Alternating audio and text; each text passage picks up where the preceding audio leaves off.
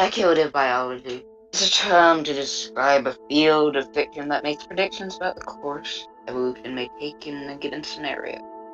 One of the most famous works of speculative biology is Altomaros by Sam Coulson. Altomaros follows a story in which humans invent spacecraft and engineer their own DNA to be able to endure conditions of space. Then they would be able to colonize other planets by destroying all the life on it and repopulating it with genetically engineered life from Earth. After a very long period of peace and riches, a new species of aliens named the Q came in contact with the humans. The Q were huge narcissists who thought they had the divine right to change the universe in their vision. After they saw that humans were also genetically engineering life, they were deeply offended and became determined to torture the humans and convert them into unimaginable monsters. In this video, we'll be talking about the life of 3 of these humans, which include the Tool Breeders, Colonials, and Pterasapiens.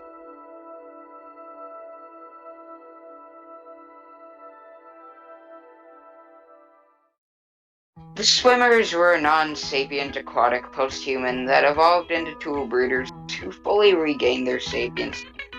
Due to being stuck on water, they couldn't make and utilize fire, and so they found a workaround to this roadblock by genetically engineering organisms into tools, hence the name tool breeder. We're going to be following the life of a tool breeder, Outlaw.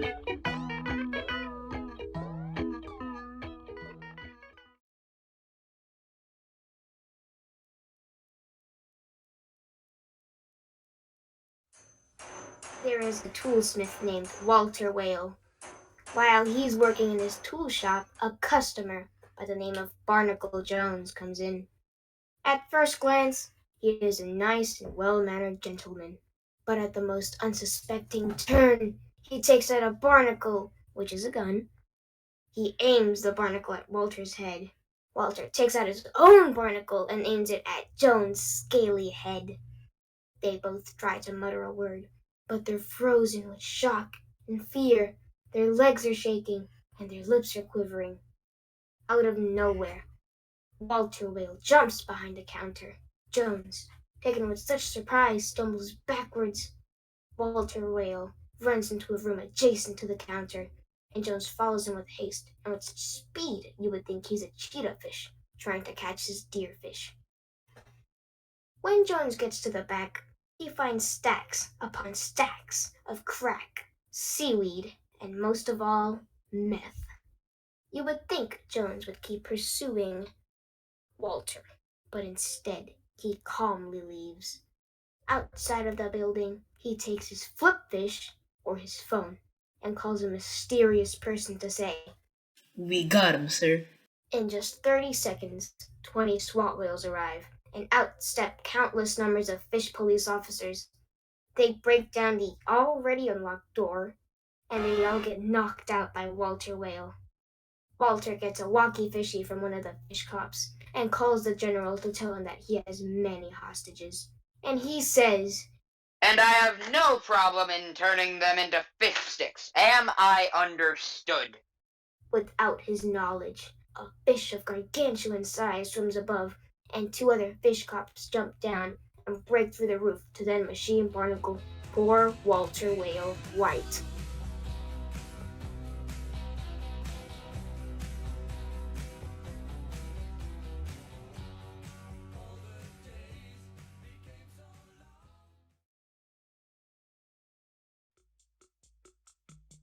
The Colonials were tortured the greatest by the Q.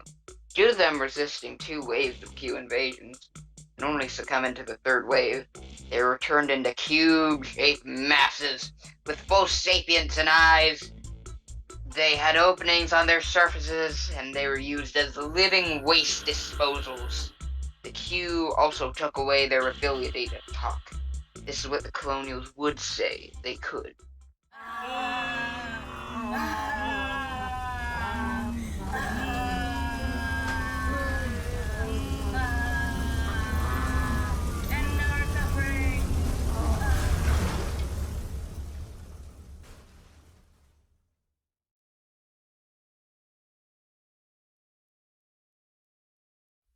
The Pterosapiens were gentle flying humans who evolved from the non-sapient flyer species.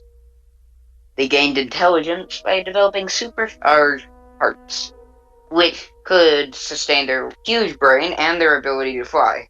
An unfortunate byproduct of their supercharged hearts is severely shortened life of around just 20 years.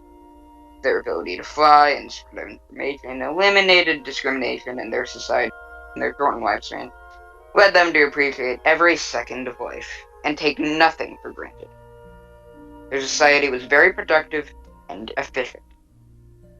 But they're still humans, and accidents happen. So this is a commercial from their society about drunk flying.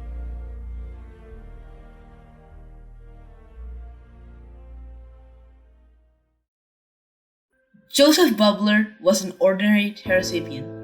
He had a family of 2 and a beautiful wife.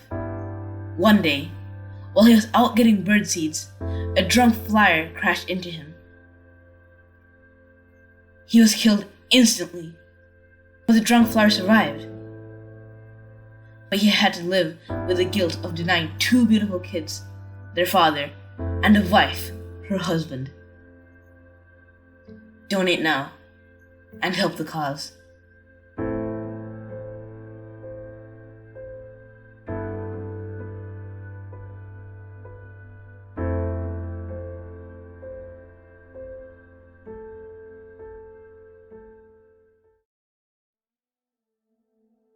Those are just a few tales in an ocean of stories. Humanity, their lows, their highs, their struggles and riches, but in the end they have been long gone, and we can only ponder their great adventures and feats. But there are still many stories to tell from across the eons and before it.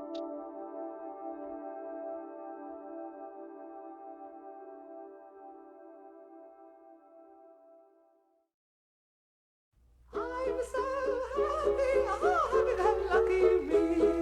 I've just come my way, living every day.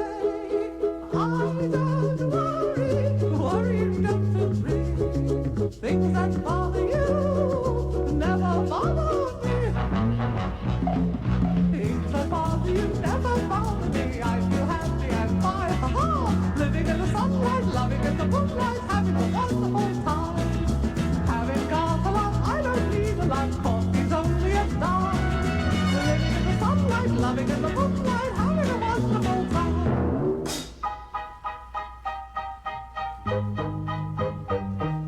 Just think about me, I'm just as free as any daughter. I do what I like, just what I like, and how I love it.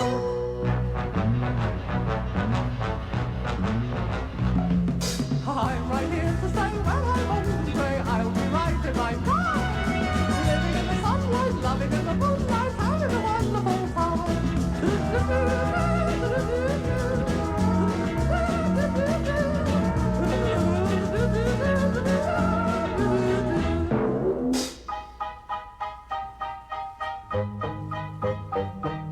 Just think about me, I'm just as free as any daughter.